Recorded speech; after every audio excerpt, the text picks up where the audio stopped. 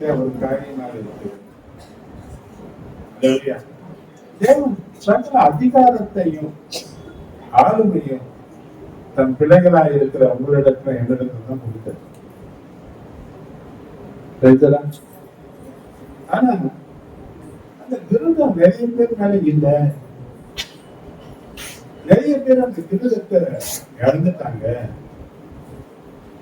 குடும்பங்கள் 5வது அதிகாரம் 16ஆம் வசனத்தை நீங்க வாசிச்சீங்கன்னா,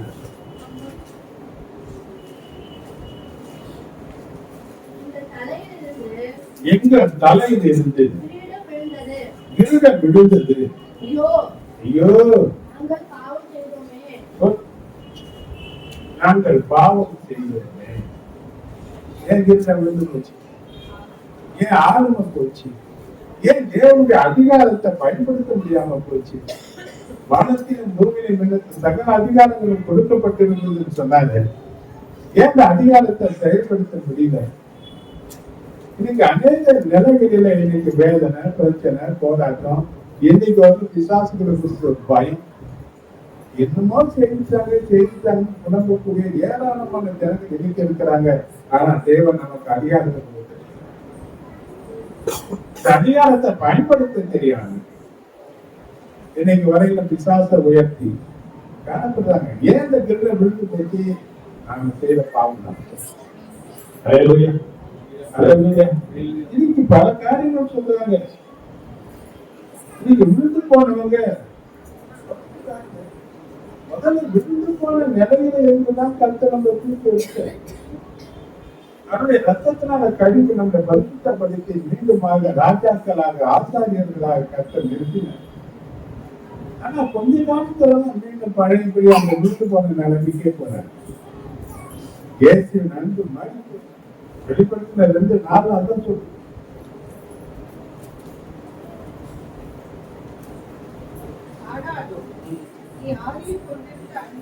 நீ ஆதியிலே கொண்டிருந்த அன்பை விட்டாய் என்று பேரிலே எனக்கு இந்த குறை சொன்னது மனுஷன் அல்ல, தேவனாகிய கர்த்தர். கொண்டு சொன்னீங்க ஆதி அன்புன்ற. அப்ப ஆண்டவரை ஏற்றுக்கொண்டு அந்த நாள்ல நமக்கு இருந்த அந்த அன்பை பற்றில எதையும் கொடுக்கிறதுக்கு, எதையும் இழக்கிறதுக்கு, எதையும் செய்கிறதுக்கு நாம் ஆயத்தம்.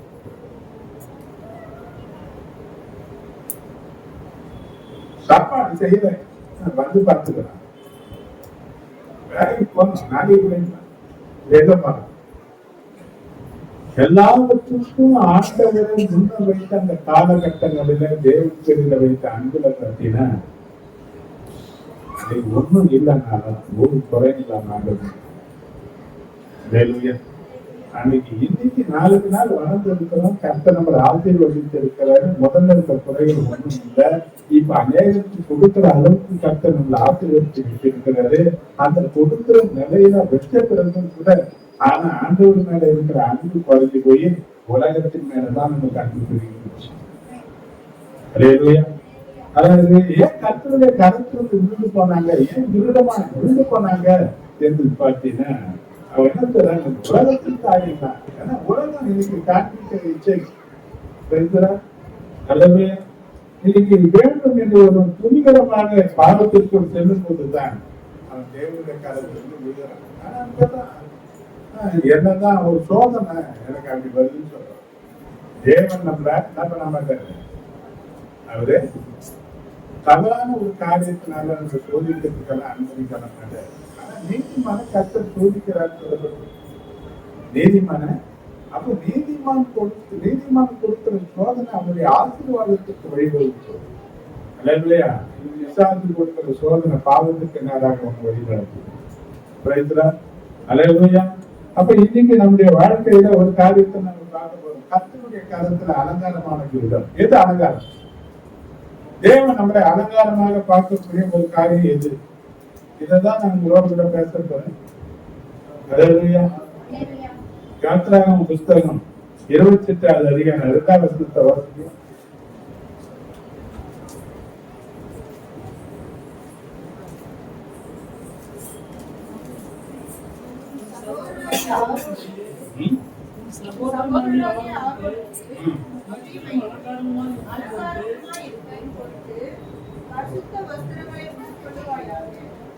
அலங்காரமா இருக்கும் பொருட்டு பரிசுத்தமான வஸ்திரங்களை அவனுக்கு உடுத்துவாயாக. முதல் கர்த்தருடைய பார்வையில காணப்படுகிற அலங்காரம் பரிசுத்தம். ஹல்லேலூயா, ஹல்லேலூயா, ஹல்லேலூயா. ஒரு பரிசுத்தம்.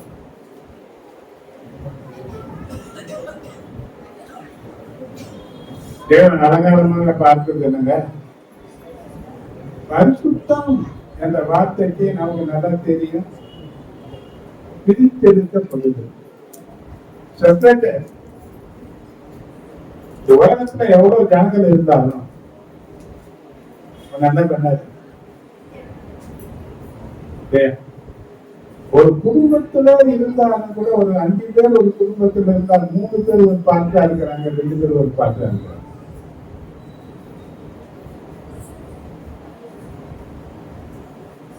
அந்த 5 பேர்ல 3 பேரை யார் தெரிந்து கொண்டாங்கன்னு பாத்தீங்கன்னா கர்த்தர் தான் தெரிந்து கொண்டார். அப்ப அந்த 5 பேர் ஏன் இப்போ அந்த 2 பேர் ரசிக்கப்பட்டன்னா பிரித்தெடுக்கப்பட்டவங்க பிரித்தெடுக்கப்பட்ட வாழ்க்கை வாழல. கர்த்தரை ஏற்றுக்கொண்டவர்கள் கர்த்தரை சொன்ன வார்த்தைப்படி நடக்கல.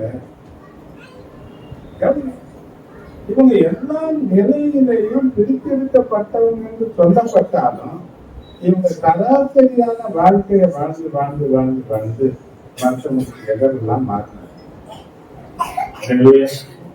ஆண்டவர் சொல்ற ஒரு காரியத்தை நீங்க நல்லா கவனிக்கணும். நான் தெரிந்து கொள்ளப்பட்டேன். என் பேச்சில, செய்கையில, செயல்பாட்டுல எல்லாத்தையும் ஒரு வேறுபாடு இருக்கு. 1000 நெருக்கங்கள் பிரச்சனைகள் மத்தியிலேயே அதையே பேசக்கூடியவனாக நான் இருக்கக்கூடாது.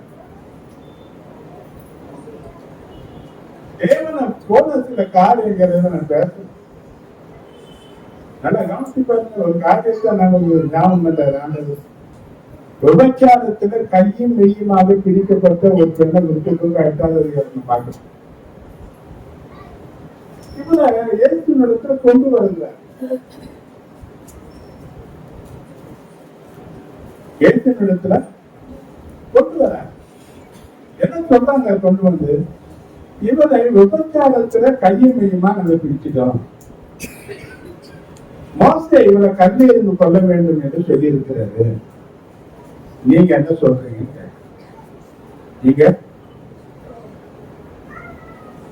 இப்ப இதே நிலைய நம்ம கிட்ட யாராவது கொண்டு வந்து ஒரு 10 பேர் வந்து நம்ம மேல ஒரு காரியத்தை சொல்லி நீங்க என்னங்க சொல்றீங்க கேட்டா என்ன சொல்றீங்க? ஏசு போல பேசணும். 10-11 மாறிடு. மெஜாரிட்டி எந்த பக்கம் இருக்குது அந்த பக்கம் தான் சாக்கிடுவாங்க. இப்ப ஏற்று சிறவான ஜனங்கள் இருந்தாங்க. முரட்டாட்டம் உள்ள ஜனங்களாக அந்த ஜனங்கள் காணப்பட்டாங்க. சொல்றது உங்களில் பாவம் இல்லாதவன் எவனோ அவனை முதல் கல்ல எரிய கடவன் என்று சொல்லும் போது அவன் தன் மனசாட்சியினால குற்றப்பட்டு அவர்கள் போனாலும் நியாயம் பேசக்கூடிய ஒருத்தர் அங்க இருந்தார். அவர் தான் இயேசு கிறிஸ்து. அவர் கேட்கிற ஸ்திரியே உன்னை யாரும் கல்வி எறியான்னு கேட்கும் போது இல்லை ஆண்டவரேன்னு சொல்லும் போது நாமும் உன்னை யாத்திரை கொண்டாக தீர்ப்பதில்லை. இப்போ இனி பாவம் செய்யாதே என்று சொல்ற. இனி நீ பாவம் செய்யாதேன்னு சொல்ற. இயேசுவை போல பேச நம்மளால 10 பேர் படிக்கும் போது நாம 11வது ஆளா சேர்ந்து கொலை பேசினே தான் இருக்கிறோம். கொலை சொல்றதுதான் நம்முடைய வாழ்க்கையா போச்சே தவிர,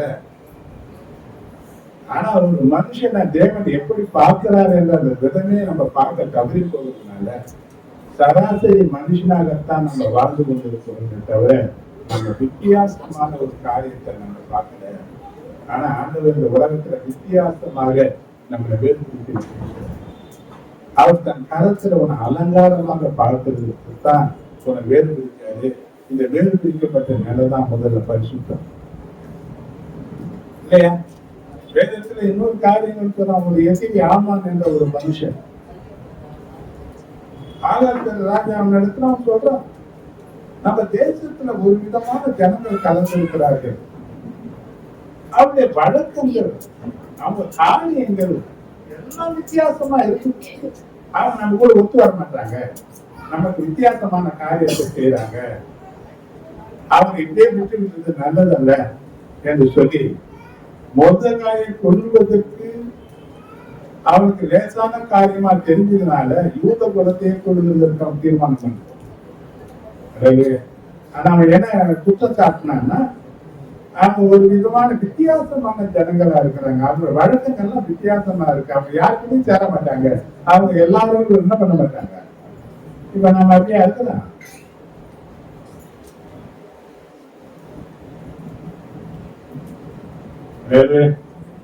நம்ம அப்படியா இருக்கிறோம் கேட்கிறோம். ஒரு செப்பரேட்டர் அப்படி செப்பரேட்டடா பிரித்தெடுக்கப்பட்ட ஜனங்களா இருந்ததுனாலதான் பூரியமாக மாற்றப்பட்டதற்கு தேவன் பலத்த காரியங்களை செய்தார். எவன் அழிக்க நினைச்சான்னா அவன் அழிக்கப்பட்டு அழிக்கப்பட வேண்டியவன் ஆளுமையில வந்து நிற்கக்கூடிய அளவுக்கு மொர்தெகாயை கர்த்தர் உயர்த்தினதுக்கு காரணம் என்னன்னு பாத்தீங்கன்னா, அவன் யூதனா இருந்தான், வேறு பிரிக்கப்பட்டவனா இருந்தான். கர்த்தரை தவிர வேற எவனுக்கும் தலை வணங்காததான நிலையில அவன் பிரிக்கப்பட்டவனாக இருந்ததுனால கர்த்தர் அந்த தலைமுடிய விடாம அவன் தலை நிமிர வச்சார். இன்னைக்கு நாம எப்படி இருக்கிறோம்? எப்படி வேறு பிரிக்கப்பட்டவனா இருக்கிறோம்? வேதம் சொல்லுகிறது 1 பேதுரு 1:15 பார்த்தீங்கன்னா,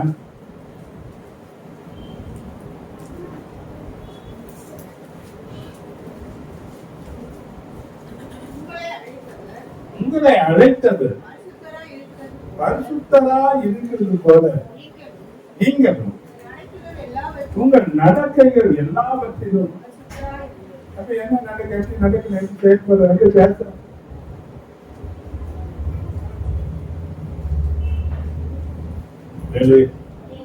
ஒரு காரியத்தை நான் ஒன்னொன்னு சொல்லுகிறேன். நாம செய்யறது பேசுறது எல்லாமே ஒரு புத்தகத்தை எழுதப்படுகிறது. நியாயத்துக்கு நாங்கள் என்ன பண்ண எங்க வந்து நிக்கட்டும் இல்லையா? கடைசி நாட்கள் நியாய புத்தகம், அதாவது ஞாபக புத்தகம் வந்து திறக்கப்பட போகுது. அதுல நம்ம செய்த எல்லாவற்றையும் என்ன பண்றாரு? எழுதி இருக்கிறாரு. நம்ம நடந்தது எவ்வளவு அவிசுவாசமான வார்த்தைகளை பேசணும், எவ்வளவு கீழ்ப்படியான காரியங்களை நம்ம செய்தோம், எவ்வளவு தேவனுடைய ஆசீர்வாதத்தை நம்ம இழந்து போனோம், அசட்டை பண்ணணும், எல்லாம் ஆனா இன்னைக்கு நாம ஒரு காரியத்தை கவனிச்சீங்க. அதுல நடத்தைகள் எல்லாவற்றிலும் நீ பரிசுத்தமா இருக்க வேண்டும் என்று தேவன். இந்த பரிசுத்தம் என்பது ஏற்றுக்கொண்ட உடனே ஒரே நாளில் நடக்கிற காரியம் கிடையாது. நம்முடைய பழக்க வழக்கங்கள் மாற்றப்படுவதற்கு ஒவ்வொரு நாளும் தேவ பிரசன்னத்துல இருந்து நம்முடைய வாழ்க்கையை மாற்றிக்கொள்ள வேண்டும். அப்படின்னா வாழ்நாள் முழுவதும் காக்கப்பட வேண்டிய ஒரு காரியம் இந்த பரிசுத்தம். அப்ப தேவனுக்காக நான் பிரித்தெடுக்கப்பட்டவன், தேவனுக்காக வாழ நான் தெரிந்து கொள்ளப்பட்டவன். இந்த உயிருள்ள காலகட்டத்துல தேவனுக்காக நான் எதையாயும் ஒன்று செய்யணும் என்பதற்காகத்தான் தேவன் இந்த உலகத்தில் தெரிந்து வந்தார். நீங்க நிறைய காரியங்களை சொல்ல முடியும். நான் பரம்பரை சொல்லி இருக்கிறேன். ஆண்டவர் என்ன இந்த ஊழியத்திற்கு அழைத்த அந்த நாள் கட்டத்துல எனக்கு காண்பித்த தரிசனம், நான் எங்கெல்லாம் செத்து போயிருக்க வேண்டும் என்பதை தான் தேவன் எனக்கு காண்பித்து இந்த ஊழியத்திற்கு எனக்கு வேண்டும் என்று கேட்டபடினால அதுக்கு பிறகு ஊழியத்துக்கு வந்தவன். கத்தனை போராட்டம், கத்தனை தலைவினம், வாழ்வா சாவான் நினைக்கிற எத்தனை பிரச்சனைகள் அது. ஆனால் நீ மட்டும் நடத்தினார். இந்த நாள் வரையில் கத்துறேன்னு காத்துதான் இருக்கிற எவ்வளவு தேவைகள் மத்தியிலும் எனக்கு நிறைவாக கத்தனை இருக்கத்தான் செய்தாரு. ஏனென்றால் அழைத்தவர் உண்மை உள்ளவராக இருக்கிறார். கலையலுயா கலையலுயா. அப்ப தேவனுக்கு பிரித்திருக்கப்பட்ட நிலையில நாம் சரியா இருப்போம். ஆனால் கர்த்தர் நிச்சயமாக ஆசீர்வதிப்பார். 1 தெசலோனிக்கர் 4:7 பார்த்தீங்கன்னா,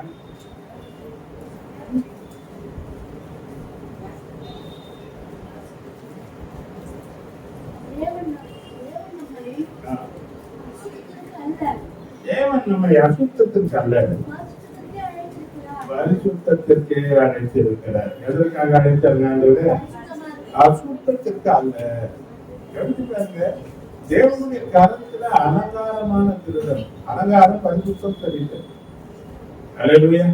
இந்த கிரீடங்கள் ரெண்டு காரியத்துல இருக்கு. ஒண்ணு காணக்கூடிய நிலையில இருக்கிற கிரீடம், ஒண்ணு காணக்கூடாத நிலையில இருக்கிற கிரீடம். அப்ப காணக்கூடிய நிலையில இருக்கிற கிரீடத்தை பற்றி பார்த்தோம்னா அதுக்கு பார்க்கலாம். பொண்ணு அந்த வைரம் இதெல்லாம் வச்சு அந்த நாட்கள்ல செய்து ராஜாக்கள் தலையில வைக்கிற ஒரு கிரீடம், அது அலங்காரமான ஒரு கிரீடம். இரண்டாவது காணக்கூடாத ஒரு கிரீடம் என்னன்னு பார்த்தீங்கன்னா அது கனத்தினாலும் மகிமையினாலும் தேவனுடைய இரக்கத்தினாலும் உருவாக்கப்பட்ட கிரீடம். சங்கீதம் 103வது சங்கீதம் 4வது வசனத்தை பார்த்தீங்கன்னா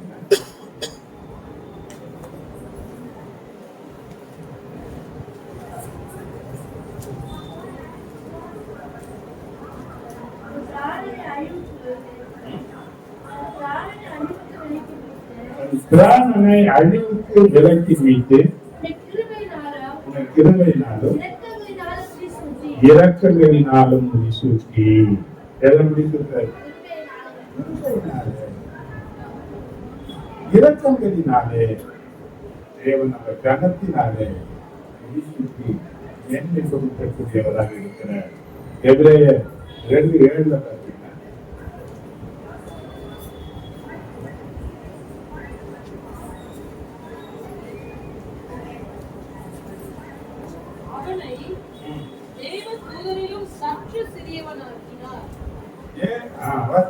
மகிமையினாலும்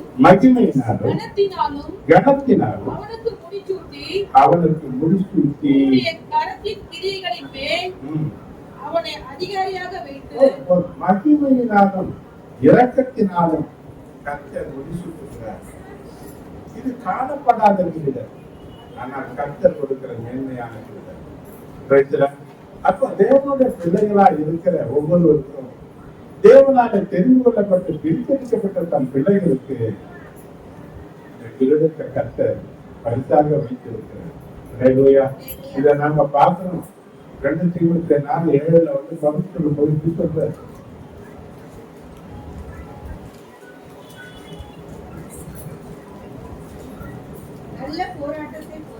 நல்ல போராட்டத்தை போராடினேன், ஓட்டத்தை முடித்தேன், விசுவாசத்தை காத்துக்கொண்டேன். இது முதல் நீதியின் கிரீடம் எனக்காக வைக்கப்பட்டிருக்கிறது. நீதியுள்ள நியாயாதிபதியாகிய கர்த்தர் அந்நாளிலே அதை எனக்கு தந்தருள்வார். எனக்கு மாத்திரமல்ல, அவர் பிரசன்னமாக்குதலை விரும்பும் யாவருக்கும் அதை தந்தருள்வார். உலக ஓட்டத்துல கிடைக்கிற பரிசெல்லாம் ஏதோ 1-2-3 பேருக்கு, ஆனா தேவனுடைய ஓட்டத்துல ஓடிக்கொண்டிருக்கிற எல்லாருக்கும் பரிசுகள் இருக்கு. அல்லேலூயா, அல்லேலூயா. அப்ப இன்னைக்கு ஆண்டவர் சொல்றாரு, இன்னைக்கு நம்ம வேறுபடுத்தப்பட்டவங்க, நம்ம பிரித்தெடுக்கப்பட்டவங்க என்ற நிலையில நாம கடந்து போக வேண்டிய கூடியவங்களா இருக்கணும். இந்த உலகம் பல நிலைகளில நம்மளை அசுத்தப்படுத்த நினைக்கிறோம். பாருங்க, நீங்க எபிரேயர் 12:1 வாசிச்சீங்க.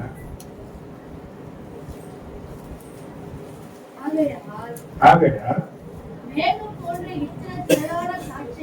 மேகம் போன்ற இத்தனை திரளான சாட்சிகள் நம்மை சூழ்ந்து கொண்டிருக்க பாரமான யாவற்றையும் நம்மை சுற்றி நெருங்கி இருக்கிற பாவத்தையும் தள்ளிவிட்டு. பாவம் எங்க இருக்குங்க? எங்க இருக்கு?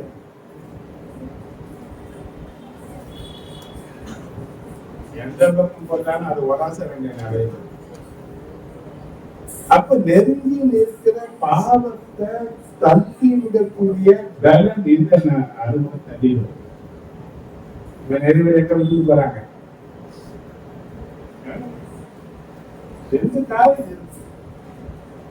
ரெண்டு மிருகங்கள் சொல்லலாம்.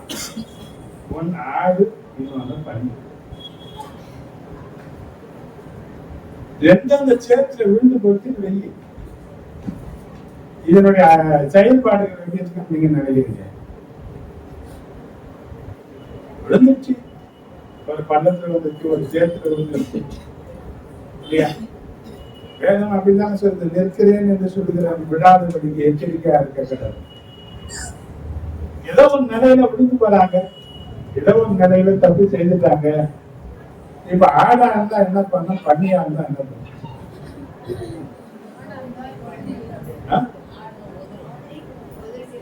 ஆடா இருந்தா உதவி தள்ளிட்டு என்ன பண்ண, மேல இருக்கிற சேர்த்து என்ன பண்ணிட்டான், பண்ணியா இருந்தா அங்கே பண்ணி. இப்ப கேட்டுக்கோ, ஒண்ணு நீ ஆடா பண்ணியா? நீ ஆடா இருந்தா என்ன பண்ணுவ, அதை உதவி தள்ளிடுவ, விழுந்துட்ட, அதே இடத்துல இருக்க மாட்டேன், உதவி தள்ளிட்டு அது கடந்து போகணும். ஏன்னா ஆண்டவர் சொல்றாரு, நாம் அந்த பாவத்திலேயே விழுந்திருக்கக்கூடிய நிலையில வாழ கூடாது. ஏனென்றால் தேவனுக்காக நம்ம தேர்ந்தெடுக்கப்பட்டவங்க. எல்லாத்தையும் அனுபவிக்க எல்லாருக்கும் அதிகாரம் என்பது எனக்கு இல்லையா? நான் அனுபவிக்க கூடாதா? ஆனா வேதம் சொல்றது, எல்லாவற்றையும் அனுபவிக்க எனக்கு அதிகாரம் இருக்கு, ஆனா எல்லாம் எனக்கு தகுதியாகிறார். நமக்குன்னு ஒரு தகுதி வேலையா கவனித்து பாருங்க. பாவத்திலிருந்து தான் கர்த்தர் நம்மளை பிடிச்சாரு. அன்னைக்கு குடிக்காத குடியா, அந்த குடியிலிருந்து தான் பிடிச்சாரு. ஏன் இன்னைக்கு, அன்னைக்கு ஒண்ணுமே இல்லை குடிச்சோம், ஆனா இன்னைக்கு எல்லாம் கர்த்தர் கொடுத்திருக்கிறாரு. ஏன் குடிக்க கூடாதானா? அது தகுதி இல்லை, அது நமக்கு தகுதி இல்லை. தேவன் நம்மள ஒரு தகுதியை கொண்டு வந்து நிறுத்தின பிறகு, தேவன் நம்ம பிரிச்செடுத்து சுத்திகரித்த பிறகு, தேவன் பலவிதமான பாவங்கள் இருந்து நம்ம மீட்டெடுத்த பிறகு, மீண்டுமாக பண்ணிய போல அந்த பாவத்திலே போய் விட விடவே கூடாது. ஏனென்றால் தேவன் பரிசுத்தராக இருக்கிறாரு. பரிசுத்தம் தேவனுடைய பார்வையில ஒரு அலங்காரமாக இருக்கு. எப்படி இருக்கிறது? அலங்காரமாக இருக்கு. அதனாலதான் 1 யோவான் 1:7 சொல்லப்பட்டிருக்கிற வார்த்தையை பார்த்தீங்கன்னா, அவர் ஒளியிலே இருக்கிறது போல நாமும் ஒளியிலே நடந்தால் ஒருவரோடு ஒருவர் ஐக்கியப்பட்டிருப்போம். அவர் குமாரனாகிய இயேசு கிறிஸ்துவின் ரத்தம் சகல பாவங்களையும் நீக்கி நம்மை, இயேசு கிறிஸ்துவின் ரத்தம் சகல பாவங்களையும் நீக்கி சுத்திகரிக்கும். அப்போ பாவத்துல விழுந்து கிடக்கிற ஒரு மனுஷன், பாவத்தினால உண்டாகிற சாபத்தினால உண்டாகிற தீமையில அனுபவித்துக் கொண்டிருக்கிற ஒரு மனுஷன், அதுல பரிசுத்தம் அடைவதற்கு அவன் கல்வாரி சிலுவின் கீழாக வந்து நிற்க வேண்டியது அவசியம். இரண்டாவது, இன்னொரு காரியம், இயேசு கிறிஸ்துவின் ரத்தம் சுத்திகரிக்கிறது போல யோவான் 17:17 என்று சொல்லப்பட்டிருக்கு, தேவ வசனம் நம்மளை சுத்திகரிக்கும். அப்ப இந்த சபையில வந்து உட்கார்ந்து தேவ சத்தியத்தை கேட்பதற்கு காரணம் என்ன தெரியுமா? நம்ம சுத்திகரிப்பதற்காக. வசனம் நம்மளை சுத்திகரிக்கும். என்ன பண்ண, நீ என்ன பண்றியோ பக்கத்து தூங்கினா கூட பரவாயில்ல, ஆனா என்ன பண்ண, எங்க வந்து விழுந்து கேட்ட, ஏன்னா வசனம் நம்மளை சுத்திகரிக்கும். வாசித்து உங்களுடைய சத்தியத்தினாலே அவரை பரிசுத்தமாக்கும். வசனமே இந்த சத்தியமாகிய வசனம் அது உனக்குள்ள செயல்படும் போது, அது நீ அறியாமல் இருக்கிற பாவ கரைகளை, திரை கரை பிழை எல்லாவற்றையும் அது கழுவி சுத்திகரிக்கும் என்று சொல்லப்பட்டிருக்கிறது. மூன்றாவது, பரிசுத்த ஆவியினுடைய பிரசன்னம் உன்னை சுத்திகரிக்கும். அல்லேலூயா, அல்லேலூயா. ஏன்னா வேதம் சொல்கிறது, மத்திய 5:8 நீங்க வாசித்து பார்த்தீங்கன்னா, இருதயத்திலே சுத்தமுள்ளவன் பாக்கியவான், அவன் தேவனை தரிசிப்பான். யாருங்க தரிசிப்பாங்க? பாருங்க, இந்த இருதயத்துல பார்த்தீங்கன்னா மார்க் 7:21 22 எவ்வளவு குப்பம் இருப்பாரு.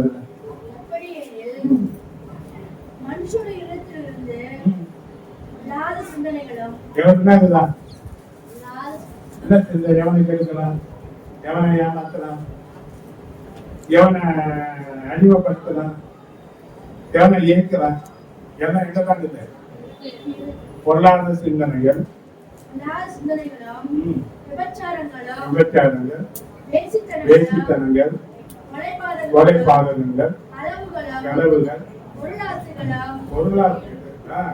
பொருளாதாரங்கள், சுத்தத்தனங்கள், கபடு, காமவிகாரம், வன்கண்ணு, தூஷணம், பெருமை, மதிகேடு புறப்பட்டு வரும்.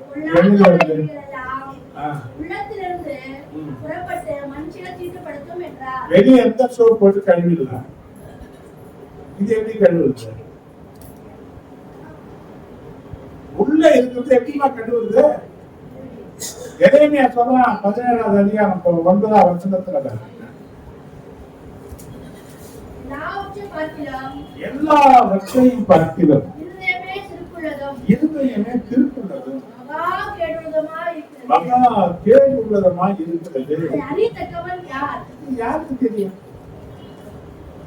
வெளியே பார்த்தா நல்லா தான் இருக்குது, உள்ள இந்த குப்பையை எப்படி எடுக்கிறது? இந்த அசுத்தங்கள் நாட்டங்களை எப்படி சுத்திகரிக்கிறது? இயேசு சொன்னார், இருதயத்துல சுத்தம் உள்ளவன் பாக்கியவான், அவன் தேவனை தரிசிப்பான். அப்ப உள்ள சுத்தம் இல்லைன்னா தேவனை எப்படி தரிசிப்ப? என்ன பண்ண முடியாது? நீதிமொழிகள் 21:6 வாசிப்பு.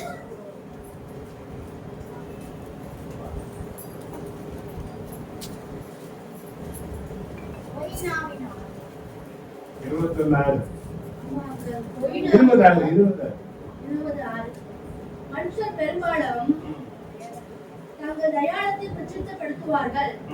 உண்மையான மனுஷனை கண்டுபிடிப்பவன் யார்? என் இதயத்தை சுத்தமாக்கினேன், என் பாவமர துப்புரவானேன் என்று சொல்லத்தக்கவன் யார்? என்று சொல்லத்தக்கவன் யார்? யார் முடியும்?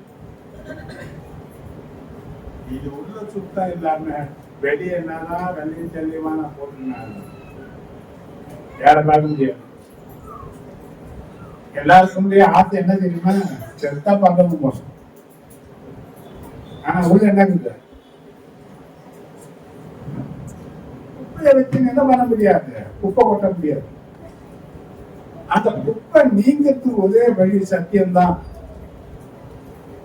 இந்த குப்பையில கட்டப்பட்டு இருக்கிற கட்டுகளுக்கு விடுதலை ஆக்கக்கூடிய ஒரே ஒரு வல்லமை சத்தியம்தான். இயேசு சொன்னார் யோவான் 8:32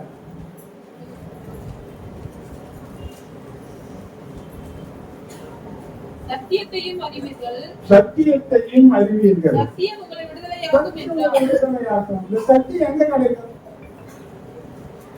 1 தீமோத்தேயு 3:17 பாத்தீங்கன்னா,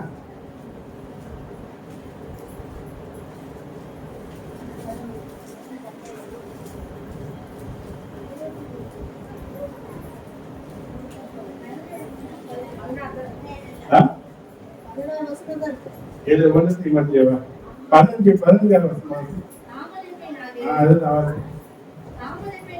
தாமதிப்பேனாகில் தேவனுடைய வீட்டிலே நடக்க வேண்டியவைகளை நீ அறியும்படிக்கு இவைகளை உனக்கு எழுதுகிறேன். இந்த வீடு தேவனுடைய ஜீவனுள்ள சபையாய் சத்தியத்திற்கு தூணும், சத்தியத்திற்கு தூணும் ஆதாரமும் எதிர் பார்த்தீங்கன்னா தேவனுடைய சபை. அதனாலதான் எபிரேயர் 10:25 சொல்லும்போது சொல்றாரு, சபை கூடி வருவதை சிலர் விட்டு விடுகிறது போல நீங்க விட்டு விடாமல் இருக்கிறது. ஏனென்றால் சபை தேவனுடைய அனந்த ஞானம். சபை என்பது கட்டடம் அல்ல, நாம தான் 2க்கும் மேற்பட்ட ஜனங்கள் தான் சபை. அல்லேலூயா. இந்த சபையை பரிசுத்தப்படுத்தி தேவனுடைய மனவாட்டியாக அலங்காரமான ஒரு காரியமாக பரிசுத்தமாக கர்த்தரை நம்ம மீட்டெடுக்கத்தான் மீண்டும் 2வது வருகையை ஆண்டவருடைய உலகத்துக்கு வரப்போற. அல்லேலூயா, அல்லேலூயா. யார் எடுக்கப்படுவாங்கன்னு பார்த்தீங்கன்னா இந்த பரிசுத்தம் அவசியம். அப்போ ஒவ்வொரு நாளும் நம்ம எவ்வளவு காரியத்துல கரப்படணும், எவ்வளவு காரியத்துல தப்பு செய்யறோம், எவ்வளவு காரியத்துல செய்யறோம். ஆனா வேதம் சொல்லுகிறது இயேசு கிறிஸ்துவின் ரத்தம் சகல பாவங்களை நீக்கி சுத்திகரிக்கும். வேத வசனமாகிய சத்தியம் ஒரு பரிசுத்தமாக சொல்லும் போது இயேசுவின் ரத்தத்தின் கிருபையிலையும் வேத வசனங்களை கேட்கிறதுலையும் நீ தங்கியிருப்பாயானால் இந்த பரிசுத்தம் என்பது உன் வாழ்க்கையில பூரணமாக தெரியும். அதனால்தான் சபைக்கு என்ன வேணா அன்னைக்கு கேட்டாரு, இயேசு கிறிஸ்து ஜனங்களை பார்த்து எதை பார்த்து நீங்க வனாந்தரத்துக்கு போனீங்க? மெல்லிய வஸ்திரம் தெரிவித்தவர்களை பார்த்தவா போனீங்க? அவங்க அரண்மனையில இருப்பாங்க. எதை பார்த்து நீங்க போனீங்க? யோவான் கிட்ட கேட்டு இல்லையா? அவன் சுவிசேஷத்தை அறிவிச்சான். இன்னைக்கு சபைக்கு எதுக்கு வரன்னு பாத்தீங்கன்னா யாரையும் பார்க்கறதுக்கு இல்ல, சத்திய வசனத்தினாலே நம்ம நாளுக்கு நாள் சுத்திகரித்துக் கொள்வதற்கும் இயேசு கிறிஸ்து வெளிப்படும் போது அவரை போலவே நம்ம காணப்படுவதற்கும் இது வேணும். 1 யோவான் 3:2 நீங்க பாத்தீங்கன்னா தெரியும். பிரியமானவர்களே, இப்பொழுது தேவனுடைய பிள்ளைகளா இருக்கிறீர்கள். எப்படி இருப்பீங்க தெரியாது. வசனம் சொல்லுது வெளிப்படவில்லை. அவர் வெளிப்படும் போது அவர் இருக்கிற வண்ணமாகவே நாம் அவரை தரிசிப்பதினால் அவரை பார்க்கும்போது நாம் எப்படி இருப்போம்? அவரை போல. அப்ப அதுவரையிலும் மாற்றப்படுகிறது ஒரு மருத்துவம். என்ன மாத்திக்க என்னால முடியாது, என்ன மாத்திக்க. அப்ப என்னை மாற்றுவதற்காகத்தான் தேவன் மனுஷனாக வார்த்தை மனுஷனாக இந்த பூமியில வந்து யாரா இருக்குன்னா வார்த்தை. இந்த வார்த்தையில உருவாக்கக்கூடிய வல்லமை இருக்கு. இந்த வார்த்தையில பரிசுத்தமாக்கக்கூடிய வல்லமை இருக்கு. இந்த வார்த்தை பரிசுத்த வித்தாக இருக்கு. இந்த வார்த்தை நம்மள புதுப்பிக்கக்கூடியதாக இருக்கு. எவ்வளவுக்கு எவ்வளவு வசனத்தை கேட்கக்கூடிய ஆசை உங்களுக்கு இருக்கோ, எவ்வளவுக்கு எவ்வளவு வசனத்தை வாசிக்கக்கூடிய ஆதல் இருக்கோ, அவளுக்கு அவ்வளவு ஆசீர்வாதம் இருக்கு. வெளிப்படத்துல 1:3 சொல்லப்பட்டிருக்கிற காரியத்தை கவனிச்சு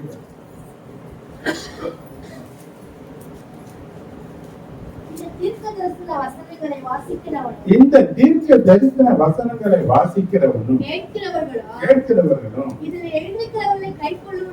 எழுதி இருக்கிறவர்களை கைக்கொள்ளுகிறவர்களும்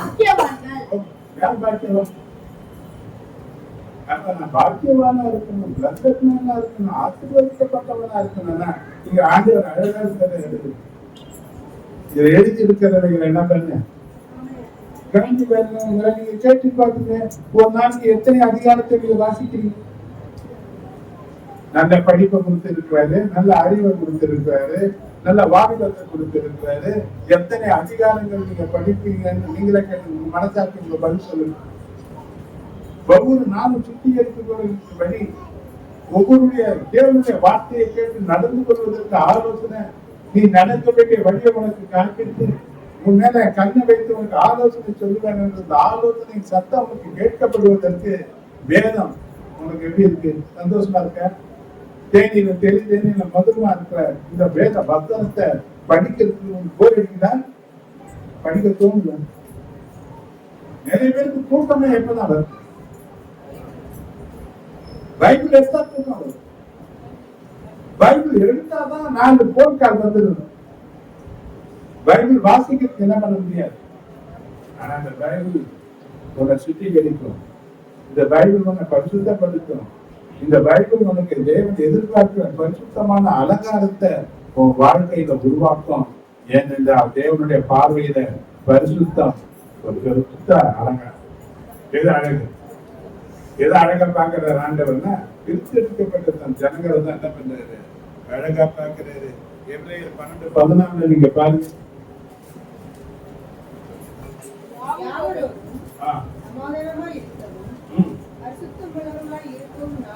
யாவரோடும் சமாதானமா இருக்கவும் பரிசுத்தம் உள்ளவர்களா இருக்கவும் நாடுங்கள். பரிசுத்தம் இல்லாமல் ஒருவனும் கர்த்தரை தரிசிக்க முடியாது. யாரு? பிரசங்கிக்கிற நானா இருக்கட்டும், கேட்கிற நீங்களாக இருக்கட்டும், பரிசுத்தம் இல்லாம என்ன பண்ண முடியாது. எதுதான் இருக்காரு?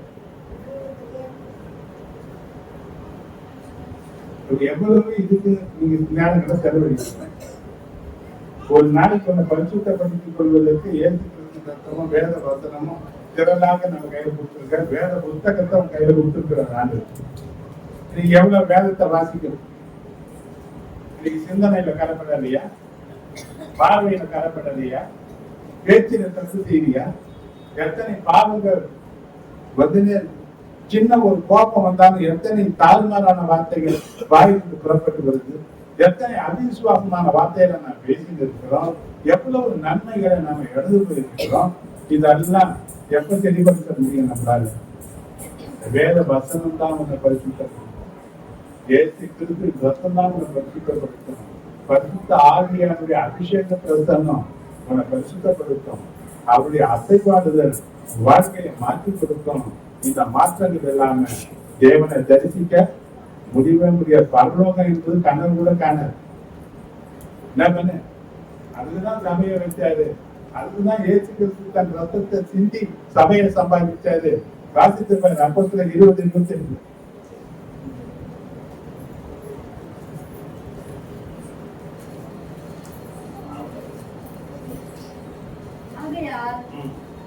உங்களை குறித்தும் தேவன் தம்முடைய சுய ரத்தத்தினாலே சம்பாதித்த சபையை குறித்தும் எதுல சம்பாதித்தாரா? இந்த சபையை சம்பாதிக்கிறதுக்கு தேவன் சுய ரத்தத்தை கிரயமாக கொடுத்தார். ஒவ்வொருவரும் நம்மள ரத்தத்தினால மீட்கப்பட்டவங்க நாம தான் தமிழ் முதல்ல சொல்லிட்டேன். அப்ப இந்த சபையை தேவன் சம்பாதித்ததன் நோக்கம் சபைத்தான் தேவனுடைய மனவாட்சியாக எடுத்துக் கொள்ளப்பட போகிற காரியம். அப்ப மனவாட்சி அந்த பரிசுத்தத்தை அணிந்து கொள்ளக்கூடியவரா இருக்கணும். அப்ப பரிசுத்தமான அலங்காரத்தை தரிச்சுக்கணும். எப்படி ஒரு கல்யாண பொண்ணுக்கு பல அலங்காரங்களை பண்ணி ஒரு மனவாளனுக்கு முன்பாக கொண்டு வந்து வைக்கிறாங்களோ, இயேசு கிறிஸ்துவுக்கு மனவாட்சியாக வரப்போகிற நாம் எப்படி அலங்கரிக்கணுமா? அதுல முதல் அலங்கரிப்பு பரிசுத்தம் தான். அப்ப சங்கீதக்காரன் சொல்லலாம், சங்கீதம் 96 சங்கீதம் 9 வசனத்தை நீங்க பார்த்தீங்கன்னா, பரிசுத்த அலங்காரத்துடனே கர்த்தரை எப்படி? அப்ப இந்த பரிசுத்த அலங்காரம்னா என்ன நினைக்கிறீங்க?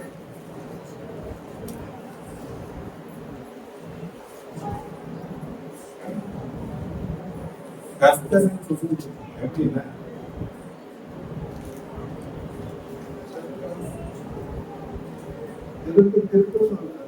7 மணி ஆராதனைக்கு எப்போ நீ 6:30 மணிக்கு வந்து முழங்கால் போட்டியோ அப்போ உன் இருதயத்தை அண்ணால போல தேவனுடைய பாதத்துல ஊட்ட கற்றுக்கொள்ளும்.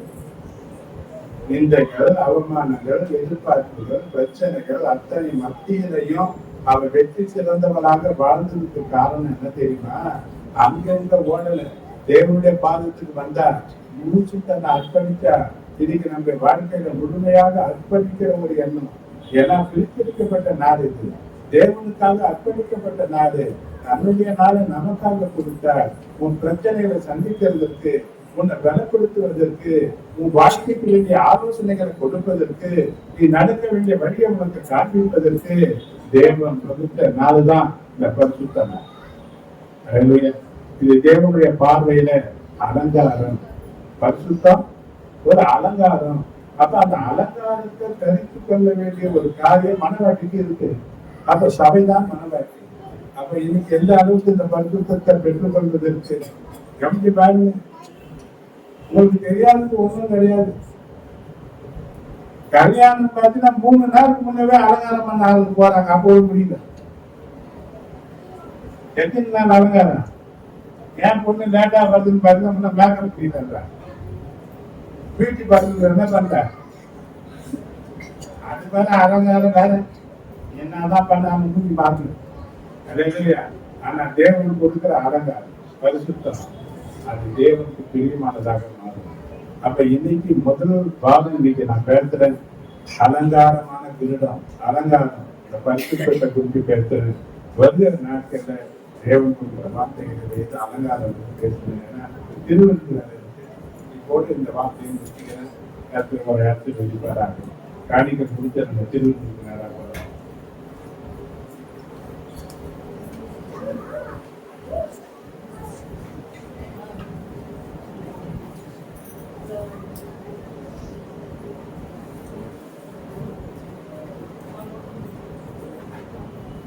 Hallelujah, துதி உமக்கே. Hallelujah, துதி உமக்கே. Hallelujah, துதி உமக்கே. Hallelujah, துதி உமக்கே. வாழாக்காமல் என்னை கையாக்குவீர்.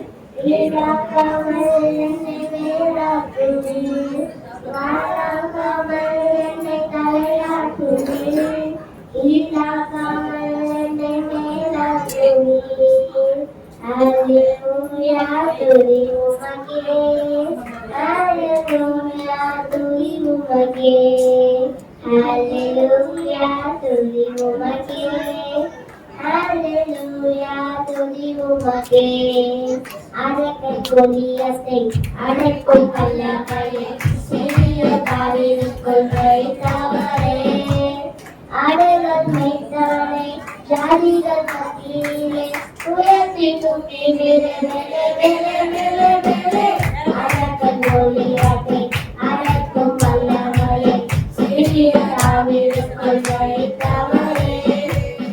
அடல் வைத்தவரை ஜாதிகள் மத்தியிலே உயர்த்தி தூக்கி Hallelujah, துதி உமக்கே. Hallelujah, துதி உமக்கே. Hallelujah, துதி உமக்கே. Hallelujah, துதி உமக்கே.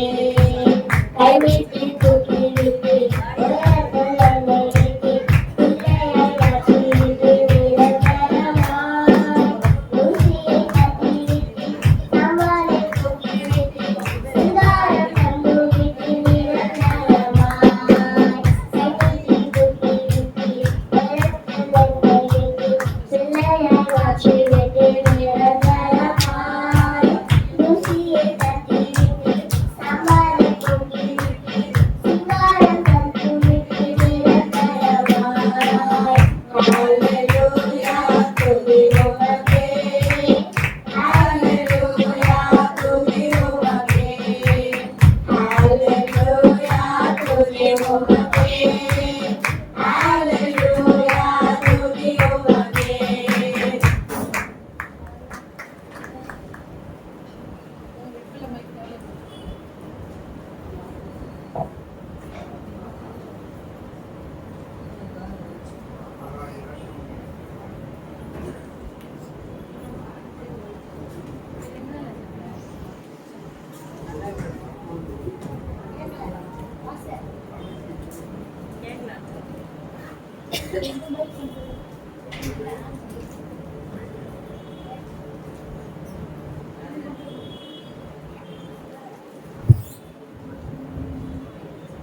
Hallelujah. Hallelujah. மகா இறக்கும் நிறைந்த எங்கள் நன்றி நாளது இந்த சமூகத்தில் எங்களை சார்ந்துகிறோம். கொடுத்த உங்களுக்கு கொடுக்கப்படும் என்று சொல்கிறேன். அமைக்கு குதிக்க மடியை தரித்து விடும்படி நன்றாய் அழைத்து போடுவார்கள் என்று சொல்கிறேன். உற்சாகமாய் ஆண்டவரே இந்த பிள்ளைகள் கொடுத்திருக்கிற காணிக்கை யாத்திரைப்படி அவர்கள் கொடுத்த அளவின்படி அல்ல ஆண்டவரே.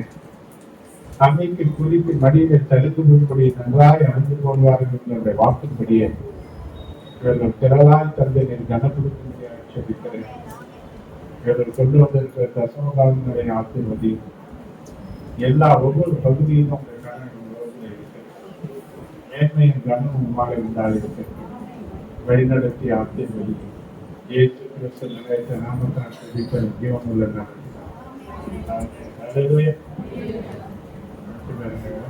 குழந்தையர் 11ஆவது அதிகாரம் 23 25 வசனங்கள் வரை.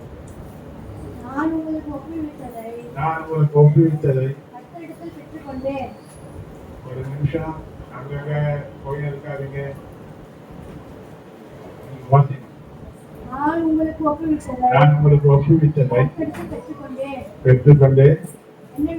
என்னவெனில் கர்த்தராகிய இயேசு காட்டி கொடுக்கப்பட்ட அந்த ராத்திரியிலே அப்பத்தை எடுத்து ஸ்தோத்திரம் பண்ணி அதை பிட்டு நீங்கள் வாங்கி புசியுங்கள். இது உங்களுக்காக இது உங்களுக்காக திட்டப்படி என்னுடைய சரீரமாய் இருக்கிறது. என்னுடைய சரீரமாய் என்னை இருக்கிறது. நினைவு கூறும்படி என்னை நினைவு கூறும்படி இதை செய்யுங்கள் என்றார். இதை செய்யுங்கள் என்றார். போஜனம் பண்ணின பின்பு போஜனம் பண்ணின பின்பு அவர் அந்தபடியே பாத்திரத்தை அவர் எடுத்து, அந்தபடியே பாத்திரத்தை எடுத்து இந்த பாத்திரம் இந்த பாத்திரம் என் இரத்தத்தினால் ஆகிய இரத்தத்தினால் ஆகிய புதிய உடன்படிக்கையாய் இருக்கிறது. உடன்படிக்கையா இருக்கிறது. நீங்கள் இதை பானம் பண்ணும் போதெல்லாம் நீங்கள் இதை தானம் பண்ணும் போதெல்லாம் என்னை நினைவு கூறும்படி என்னை நினைவு கூறும்படி இதை செய்யுங்கள் என்றார். இதை செய்யுங்கள் என்றார். இந்த பந்தி தேவனை நினைவு கூறும்படியாக நாம் செய்ய வேண்டிய காரியம் என்று இயேசு கற்றுக் கொடுத்தார். இயேசு சொல்லும்போது சொன்னார், என்னை புசிக்கிற மரித்தாலும் பிழைப்பான் என்று சொன்னார்.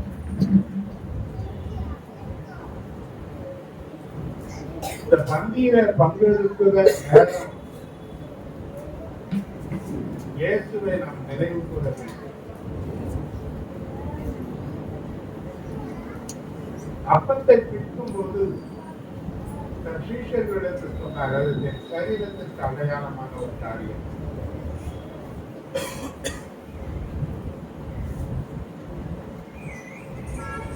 ஏசாயா 53:5 சொல்லும்போது தீர்க்கதரிசி சொல்லுகிறார்,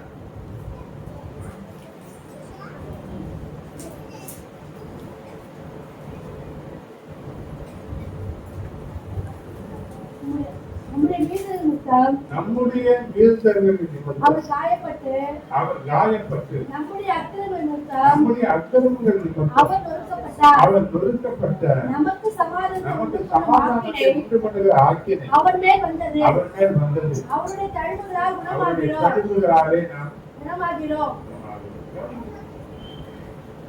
ஏன் நொறுக்கப்பட்டார்? ஏன் அந்த அற்பம் திட்டப்பட்டது? ஏன் நொறுக்கப்பட்டதுன்னா, என்னுடைய நீடுதல்கள், என்னுடைய அநியாயங்கள், என்னுடைய அக்கிரமங்கள், ஏற்று அதற்காக தன் சரீரத்தை திட்ட ஒப்பு கொடுத்தார்.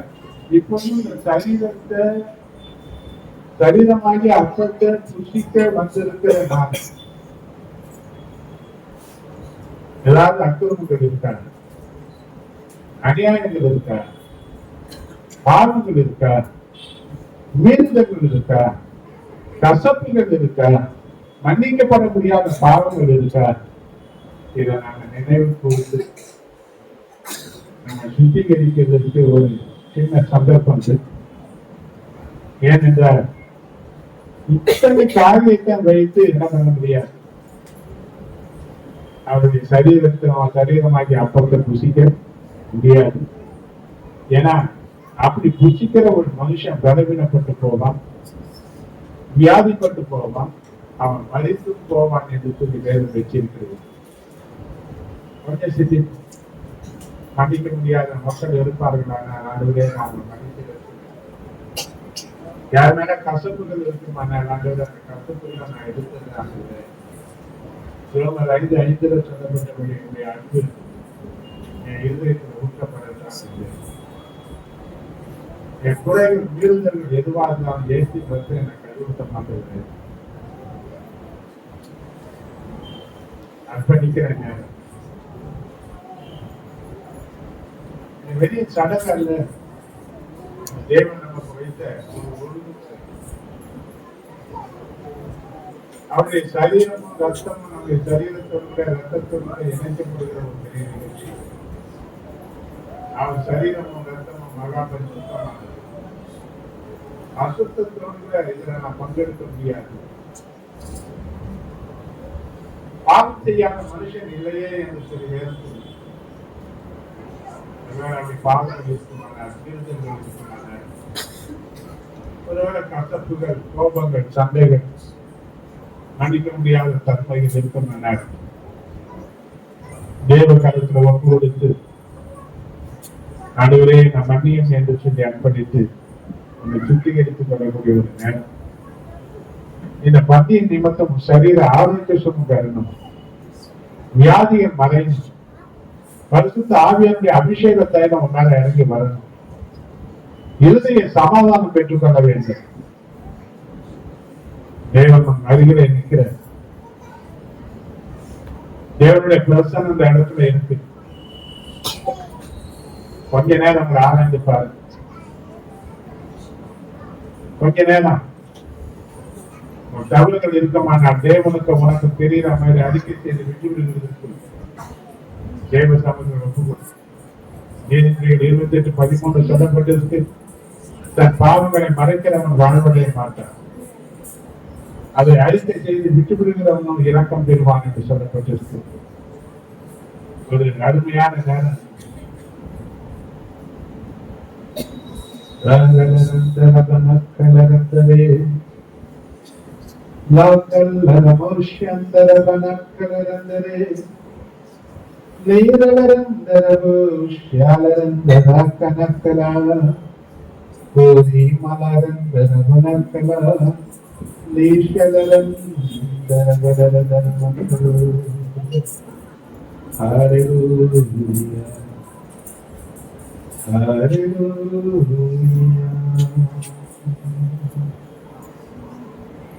Thank you, Lord. Thank you, Lord.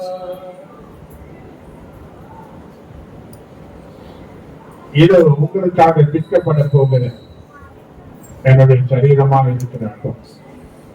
இதை வாங்கி புசியுங்கள், இது உங்களுக்காக விற்கப்படுகிற என்னுடைய சரீரமாக இருக்கிறது, என்னை நினைவு கூறும்படியாக செய்யுங்கள் என்று சொன்னார்.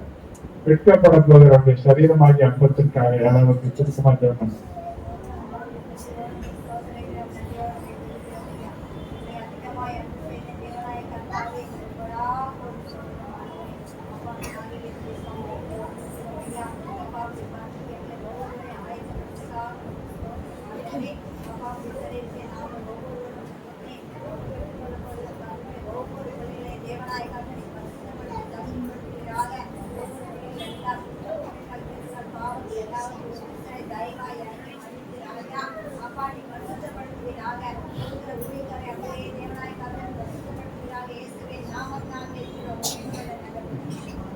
நபியர்களுடன் நம் ஆண்டவரை ஸ்தோத்திரம் பண்ணுவோம். Praise the Lord.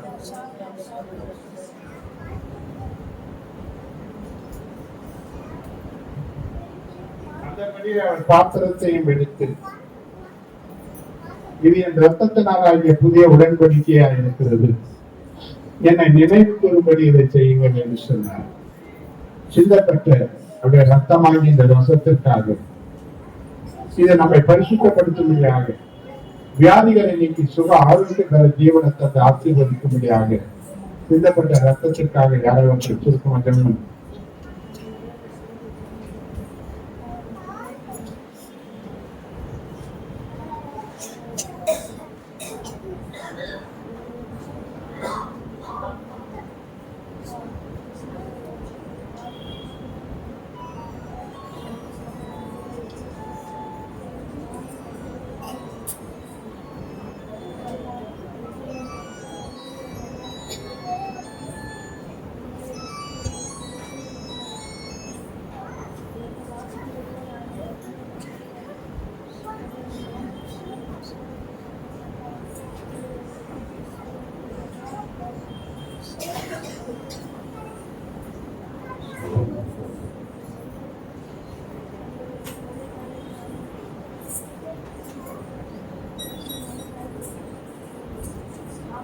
ஆமென். நன்றியோடு நம் ஆண்டவரை ஸ்தோத்திரம் பண்ணுவோம்.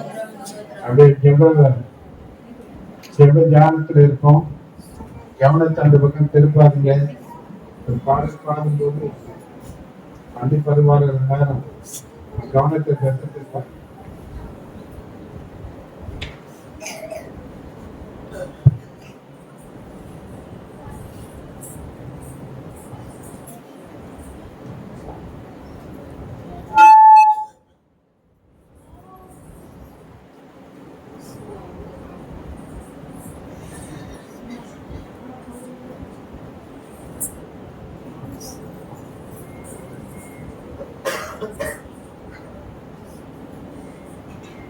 எங்களை வாழ வைக்க சிலுவையில் தொங்கினீர், எங்களை வாழ வைக்க சிலுவையில் தொங்கினீர், நோக்கி பார்த்ததினால்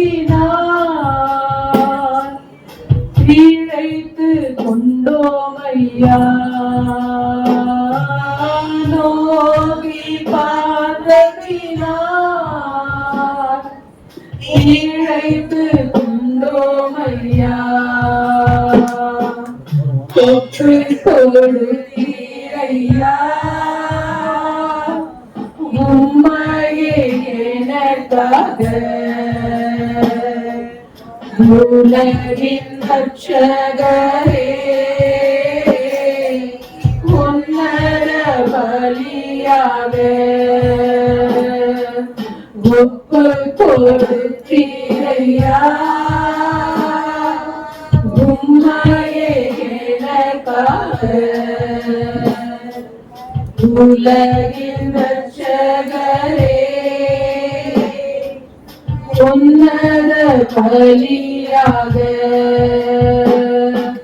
நித்திய ஜீவன் பெற நீதிமானாய் மாற நித்திய ஜீவன் பெற நீதிமானாய் மாற ஜீவன் தரும் கனியாய் சிலுவை தொங்கினீரே ஜீவன் தரும் கனியாய் சிலுவை தொங்கினீரே ஒப்பு கொடுத்தீரையா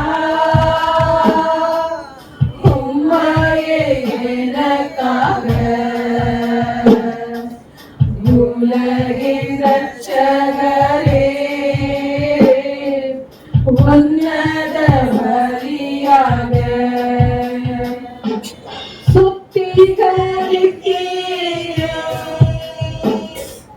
சொந்த ஜனமாக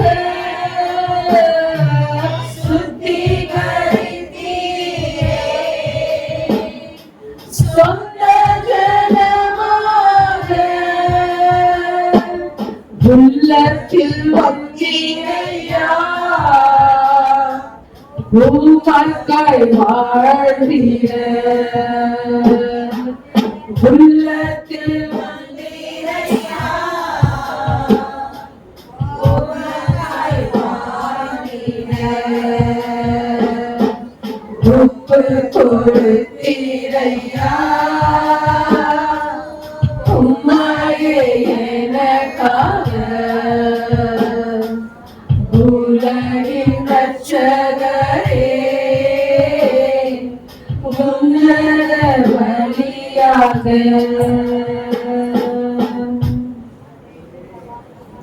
எத்தனைதான் இடர்கள் வந்தாலும்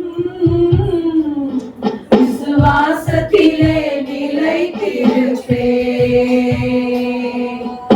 எத்தனைதான் இடர்கள் வந்தாலும் விசுவாசத்திலே நிலைத்திருப்பேன்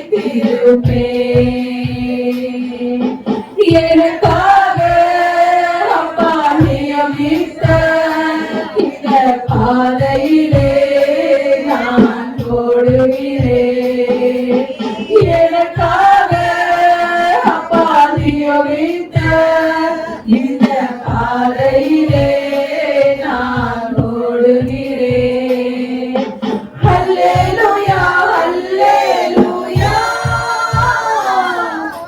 ஹல்லேலூயா ஹல்லேலூயா ஹல்லேலூயா ஹல்லேலூயா ஹல்லேலூயா என் மனவாளன் இயேசு ராஜாவை நான் காணவே வாஞ்சிக்கிறேன் என் மனவாளன் இயேசு ராஜாவை நான் காணவே வாஞ்சிக்கிறேன் என் ஆசையெல்லாம் என் இயேசுதானே அவர் பொன்முகத்தான் நான் பார்க்கவே என் ஆசையெல்லாம் என் இயேசுதானே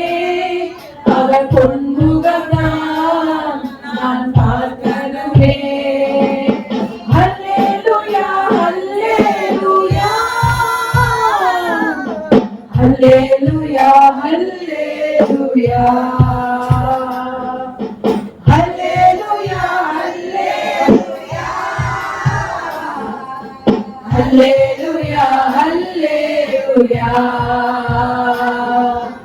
லாபமான அனைத்தையுமே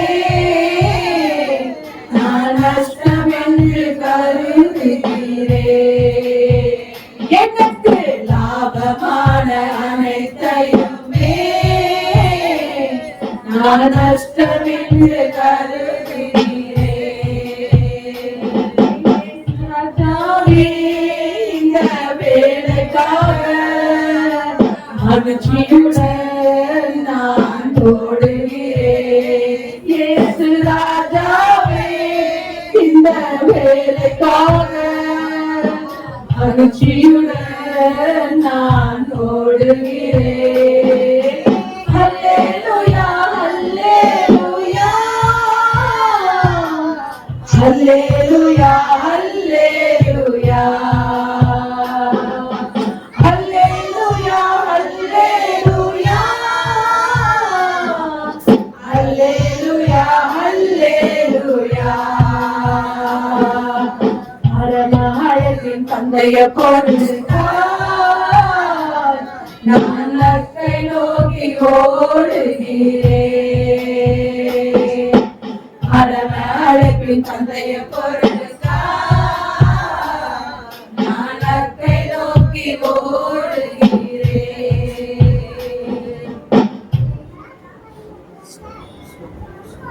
யாருக்கா வர வேண்டியது எல்லாருக்கும் கட்டிட்டு ஸ்தோத்திரத்தோட அதை குசிங்க. ஸ்தோத்திரம் பண்ணி குசிங்க.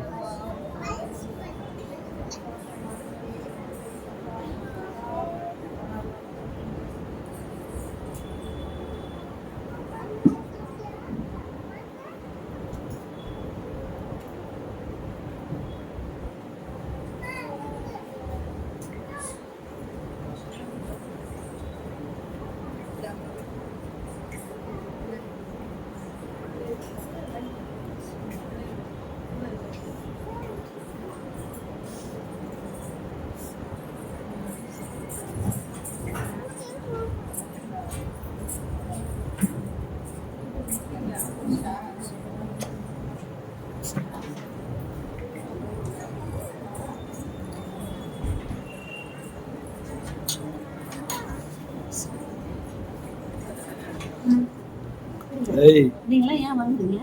நீங்க சொல்லல சொல்லணும்.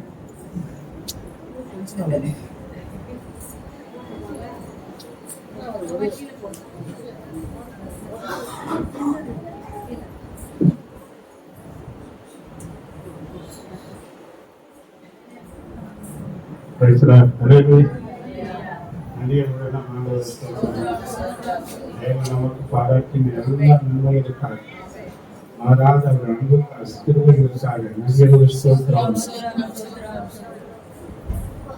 பள்ளி இருந்த பிறகு அவர்கள் பாடல் பாடி உதயமலைக்கு புறப்பட்டு போனார்கள் என்று வேண்டிய நாமும் தேவனுக்கு உன்னதத்தில் தேவனுக்கே மகிமை உண்டாகட்டும்.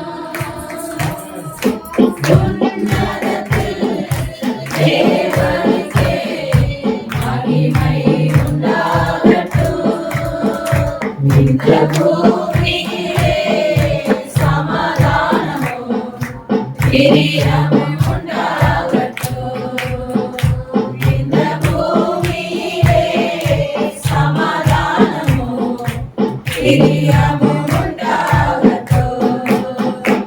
ஐயா வாழ்க வாழ்க, உன் நாமம் வாழ்க. ஐயா வாழ்க வாழ்க, உன் நாமம் வாழ்க. நேற்று பிறந்தநாள் காண்கிறோம் வந்திருக்கிறாங்க. இன்னைக்கு 50 ஆகாரம் சேர்த்துருந்தாங்க. கல்யாணம் சரி.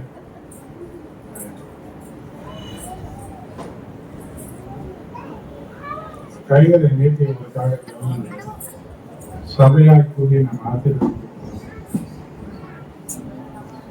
அடிபட்டு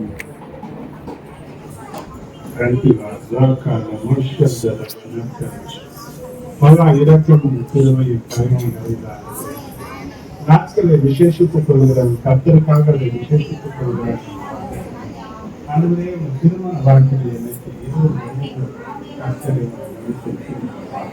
இந்த 20 வருடங்கள் தனி மணிபோல காத்து எத்தனை தேவைகள் மத்தியில் ஆகவே எத்தனை இரவு பகல்கள் கடந்து வருகின்ற சூழ்நிலையை கடந்து வந்தாலும் மாறாத தேவனாக